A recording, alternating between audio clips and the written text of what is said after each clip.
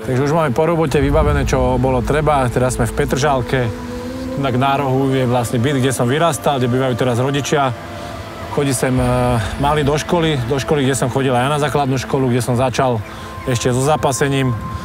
Mali síce netrenuje tunak na škole, ale som rád, že aspoň pokračuje generácia Vojčák na tej istej škole, kde som ja zanechal nejaké meno. Tak zatiaľ to tak vyzerá, že ten mladý je tak nastavený, v podstate vidí to od malička mňa trénovať, takže keď si má brať z niekoho príklad, nech si ho bere zo mňa.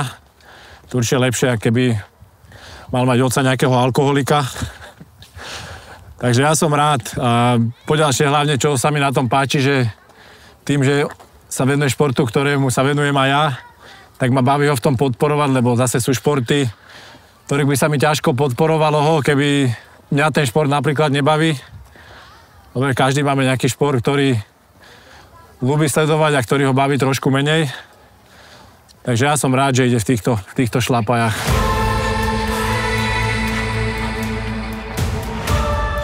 Keď bol malý, skúšal všeličo od šikovných ručičiek v škole, až potom ráno došlo ponuka na krúžok zápasenia, tak tam sa dal. A potom došla ponuka od trénera, aby vyskúšal športové gymnázium, tak sme vyskúšali a vyšlo to. Medzi tým samozrejme boli také, už stačilo, už nechcem, ale nakoniec sa dotiahol ďaleko. Prvú medailu za zápasenia mal ako 140 kg. Keď sa dalo, chodil som na každé jeho zápasenie, či už juniorské, seniorské. Keď začal s MMA, tie som sa snažil, kým to bolo v bojích sile, nebolo to nad 1000 kilometrov. Tak snažím sa, kde ide, tam idem. Snažím sa.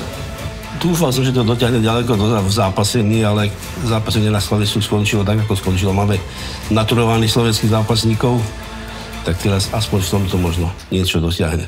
Jedziemy teraz do mojego rodzinnego domu. Jest tam mój pokój z moimi pozostałościami, pamiątkami z czasów karate, z czasów startów też amatorskich w MMA. Tata sobie teraz tam trochę siłownię małą zrobił w tym pokoju, więc naprawdę pokoik jest klimatyczny. Także jest cały dorobek. Czekaj, zaraz gdzieś nawet zlokalizuję. O, pierwszy medal Mistrzostw Polski w karate 2010. Tu mamy pierwsze Mistrzostwo Świata, też srebro.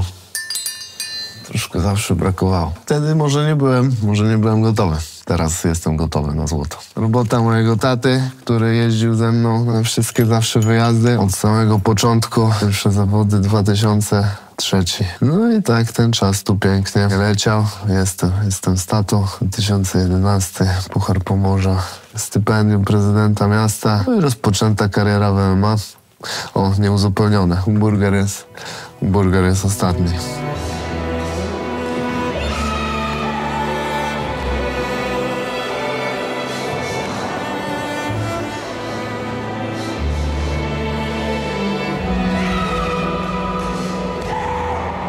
Wiele osób często pyta, czy to karate jest takie super przydatne w MMA. Może są lepsze sporty, nie? Jako baza do MMA, czy boks, czy zapasy na przykład. Ale uważam, że to karate dało mi bardzo dużo. Mentalnie mnie ustawiło. Zawsze w karate, wiesz, była ta hierarchia, był sensei, uczniowie. No i jakby do dzisiaj gdzieś to tak we mnie zostało, że na przykład no nie wyobrażam sobie do trenera mówić po imieniu. Ani do trenera Jakubka, czy do Mirka od siłowni, gdzieś tam no zawsze zwracam się trenerze jakby z takim szacunkiem, nie?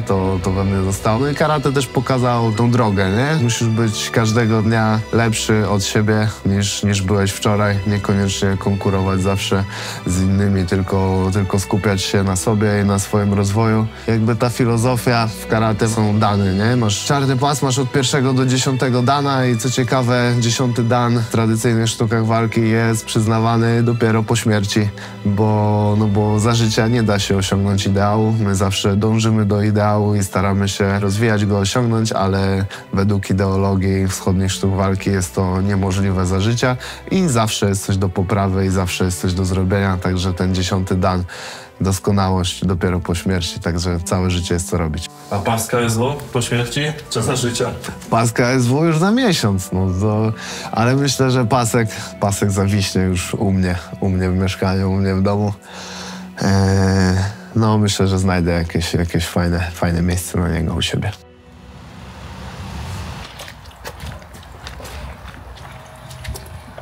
Tak určite to je ťažké, ale zvládli sme to a Štefan už je dlhú dobu nastavený, on je už rok v príprave nejakej, takže vlastne už to doladenie, ale však ja sa na to dozerám, aby to bolo v poriadku. My to konzultujeme všetko, máme tu trénerov, ktorí sa o to starajú, takže už to není len o mne, ale už je to o viacerých ľuďoch a v neposlednom rade o ňom samotnom, hej. A preto je tam, kde je, pretože je silne nastavený, má tú disciplínu, je to životná forma, je to na ňom aj vidno, a aspoň tým, že on je v tom MMA krátko, tak aspoň sa tam dopilovali určité veci, či už postoj, či už iné veci, vstávanie zo zeme, obrana. Takže určite to len bolo na prospech, že celý rok piloval na tom, aby bol lepší Štefan Vojčák a takéhoto Štefana Vojčáka ešte nevideli, pretože on je v tom MMA naozaj krátko a za ten rok sme tam veľa stihli.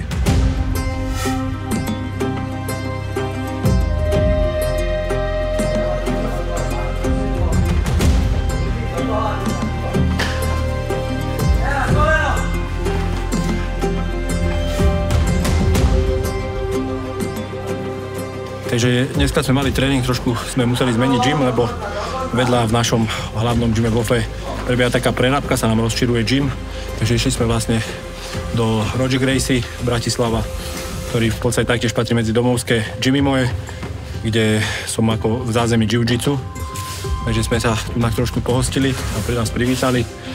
Tréning bol zameraný na taký sparring, už systémovo na štýl niečo, čo nás bude čakať aj v zápase. Čo sa týka chalanov, mal som tu dvoch veľmi ťažkých, ktorí sú váhovo približne alebo ťažší od môjho supera. A sú dobrí wrestleri, ktorí sú takí tlakoví, že vedia tlačiť na tom pletive. Moja úloha ich bola brániť, snažiť sa to pretočiť. Ďalšieho som tu mal Ajoša, ktorý je zas nie je taký ťažký, ale je veľmi zas technický typ. Čo sa týka zápasenia, je to taktiež bývalý reprezentant v zápasení. Takže on je zase po tej technickej stránke, že to tam vie dobre ťahať a pretlačať sa. Takže sme celý vlastne 5x5 minút sústredili na rôzne roboty typu vstávanie v rôznych nejakých frekvenciách toho zápasu. Raz to bol postoj, raz to bola zem, aby sme sa postavili. Potom to bola tá robota, aby som sa nenechal strhnúť. Čiže už ten sparring taký približný tomu zápasu. Já jsem přímo z Vendrně, to je kousíček, to je taková malá vesnička vedle Třince. Takže tam odtud pocházím. A vlastně pak jsem jenom studovala jsem ve Frýdku, tam jsem studovala zdravku, pak jsem studovala i ve Vsetíně a potom i v Praze. Ne, já jsem si tam dělala výšku, abych mohla pracovat jako zdravotní sestra, tak jsem si dělala bakaláře potom v Praze. A potom i v Brně jsem si dělala, tam jsem zase dělala doškolovák, abych mohla pracovat na sále. Tam jsem vlastně za tebou jezdil. A tam si už jezdil za mnou do Brna, no. Ne, já si myslím, že to dělání je důležité. A já jsem na to hrdá, že jsem zdravotní sestra i že jsem dělala na operačním sále. Bylo to jakoby fakt fajn a nikdy neříkej nikdy, takže uvidíme jako co dál, jako v tom. Já to vidím třeba. tak, že je to bonus. Ve Vergaraně uvidíte jednu celou tribunu jenom zdravotní sestřičky. Prostě oni Káju milují, jakože ona je strašně hrdá na to, že je sestřička a prostě schází se s holkama, že jo, tak. Jo, já ji mám pořád ráda, holky moje.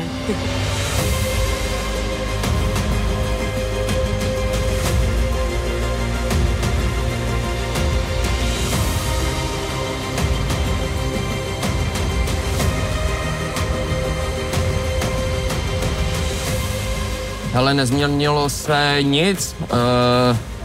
Chtěl jsem zápasit v Čechách, dali mi tady ten zápas, takže já do toho prostě jdu. Mě baví se práce, jsem říkal, takže hele, všechno super prostě. Já jsem dostal novou jiskru. Já bych nejradši zápasil furt.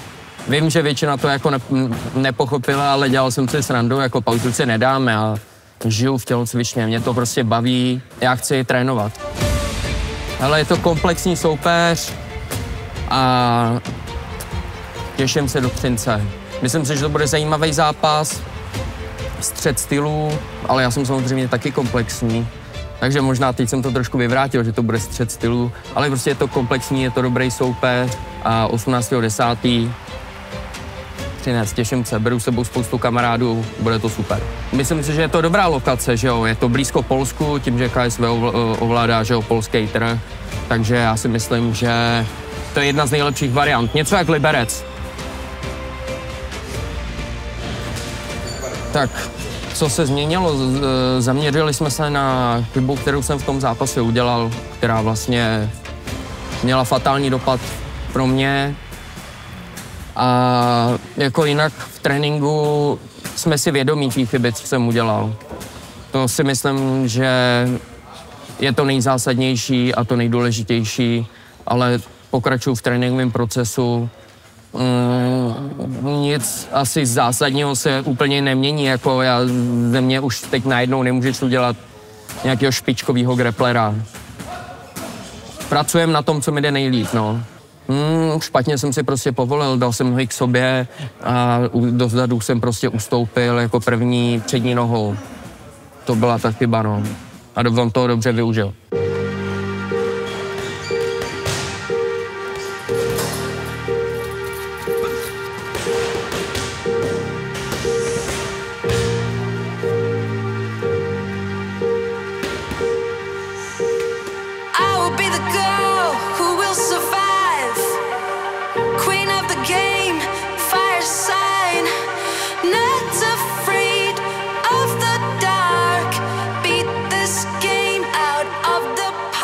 Kdo tady doběhne, tak položí ruku a já jsem Střince a bojuju za náš Třinec a náš Javorovi.